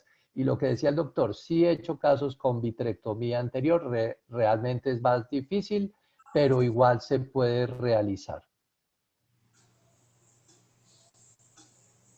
Muy bien, muchas gracias. Vamos a seguir con las preguntas que están acá en el chat. El doctor Rafael Granadino Kruger pregunta, ¿con altas miopías deja las incisiones sin suturar? Sí, señor. Hago muchos casos con miopías altas con pacientes. Preciso la semana pasada operé una paciente, lástima que no traje el ejemplo, pero la paciente tenía una catarata, 55 años, y tenía una refracción de la anterior a que le empezara bien la catarata, tenía una refracción de menos 16 con menos 3 por 180. Esa era la refracción de la paciente, menos 16 por menos 3 por 180. Entonces, obviamente, si le hago una incisión de 3.5 milímetros, no le voy a compensar su astigmatismo. Entonces, a ese paciente, ¿qué le hace uno? Le hace una incisión más grande, no la hago lineal, no la hago en sonrisa ni en risa, ni la hago lineal, sino la hago paralela al limbo y acercándome un poco más al limbo, donde entra el vértice de la incisión, pero siempre avanzando un poquito más dentro de la córnea para que ese espacio que, por ejemplo, me quedó, no empecé a 2 y 2,5 por detrás del limbo, sino empecé a 1,5, 1, pero me avanzo un poquito más dentro de la córnea para que la longitud de ese túnel me quede bien. Y esa paciente, por ejemplo, ya le he hecho 2 controles y la parte esférica está como en menos 0,75, si mal no recuerdo, y el astigmatismo bajó de 3 a 0,75, con una simple incisión sin sutura. No le puse sutura. Lo Muy que toca bien. tener cuidado con los pacientes miopes es ahí sí no profundizar mucho el túnel escleral, porque hay más probabilidades de tipo de complicaciones de desprendimientos coroideos, ¿sí? O como la esclera de ellos es más delgada, entonces si uno empieza a profundizar la incisión, si uno tiene el cuchillete preseteado con 300, va perfecto, pero si ya lo va a hacer con un Crescent o otro instrumento, puede profundizarse y puede llegar y exponer ahí el cuerpo ciliar, ¿sí? En ese caso, ¿usted qué tiene que hacer? Cerrar eso y empezar por otro lado, ¿no? Muy bien. A ver, Leonidas, tenemos acá preguntas del doctor Juan Carlos Martínez. Son realmente 4, pero voy a tratar de hacerlo así cortita nomás. ¿Qué tipo de anestesia utilizas? Sí, señor, he pasado por todas. He pasado por, inicialmente cuando empecé con estas técnicas, usábamos retrovulvar, después pasé a perivulvar, después subtenoniana. Muchos años, muchísimos años he utilizado tópica nomás, con tópica e intracameral, y en muchas ocasiones después encontramos que se nos olvidaba poner la intracameral y solo con tópica y el gel se puede hacer las técnicas, obviamente, pero ya cuando tenga uno una experticia bastante importante. O sea, se puede hacer con cualquier tipo de anestesia. Correcto. Segunda pregunta, ¿qué tipo de viscoelástico utilizas? Normalmente utilizo en mi práctica hialuronato al 1,8, en casos especiales hialuronato al 3%, y a veces uso mezclas en la cirugía de metilcelulosa con hialuronato. Y en las brigadas, en la gran mayoría de las veces, usamos metilcelulosa y funciona exactamente igual. Bien, la que sigue es 2 preguntas en una. ¿Qué porcentaje de sus pacientes presentan infema en el postoperatorio inmediato y qué maniobra realiza para evitarlo?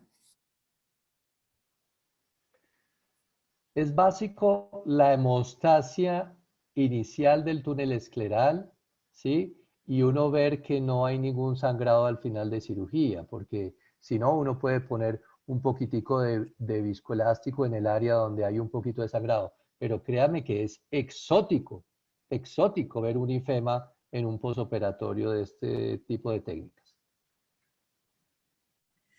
Muy bien, acá, bueno, no es una pregunta, más bien la doctora Ivonne Asmat Malca, que debe conocer a Leonidas, dice, buenas noches, Por excelente charla y supuesto. buena experiencia transmitidas. Muchas gracias. Muy bien, luego, em, bueno, acá la doctora Nancy Sandoval dice lo siguiente, muchas gracias, en nuestro hospital no tenemos FACO, solo hacemos incisión pequeña, dice, esto nos va a servir muchísimo. Claro que sí. El doctor Rafael Granadino, muchas gracias. Ronald Almanza, muchas gracias. Y bueno, todos se despachan ahí con los agradecimientos, Leonidas. Hemos llegado ya a esta parte Muchas, final.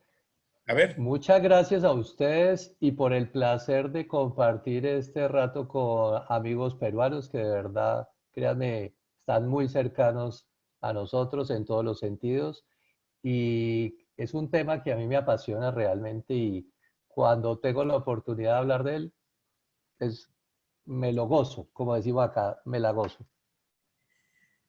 muy bien. Acá alguien está preguntando dónde podemos volver a ver la charla.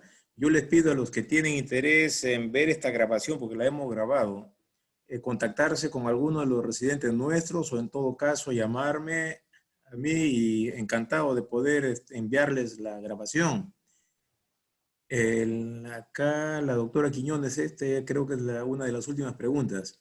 El moxifloxacino y dexametazonas que usa en cámara anterior es el Vigadexa. ¿Vigadexa? Sí, doctora Quiñones. El Vigadexa, como todos sabemos, está libre de conservantes, libre de preservativos.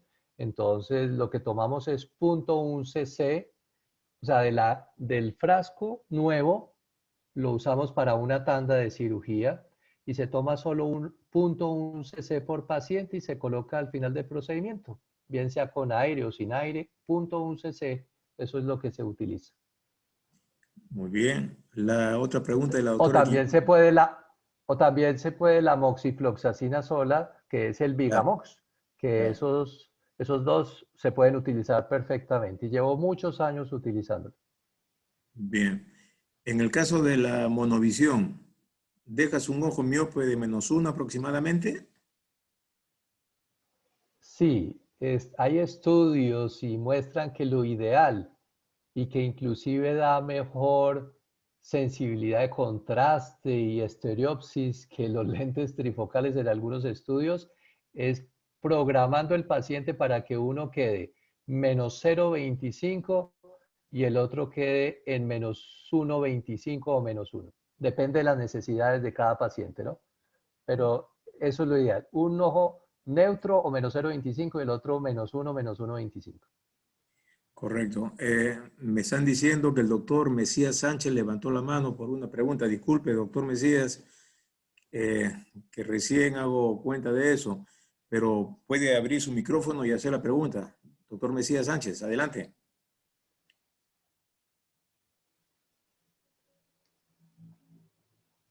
Bueno, creo que ya no está. Ahora sí, creo que ya hemos llegado al final. Ahora sí, Leonidas, de verdad, en el nombre de todos los presentes acá y el hospital donde trabajamos nosotros, el Hospital Sabogal del Callao, te damos infinitas gracias por esta charla. No hay mucho, ya están pidiendo No, doctor. de esta y de verdad que ha sido esto bastante interesante. Todo lo que ha dicho Walter es cierto. Agradecerte a ti, agradecerte a él con el cual nos pudimos contactar.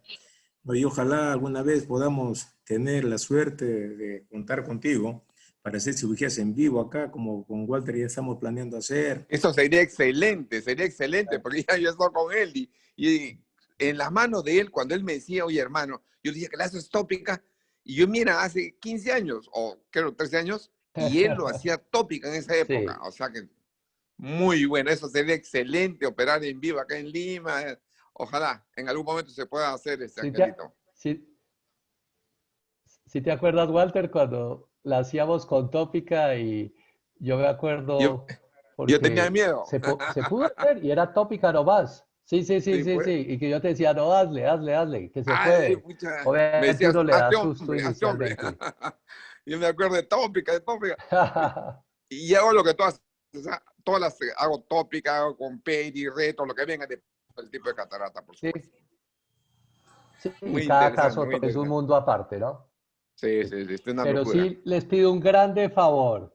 Síganme invitando a sus charlas, por favor. No me dejen a un lado, que me encantaría mientras pueda acompañarlos. Muy sabroso.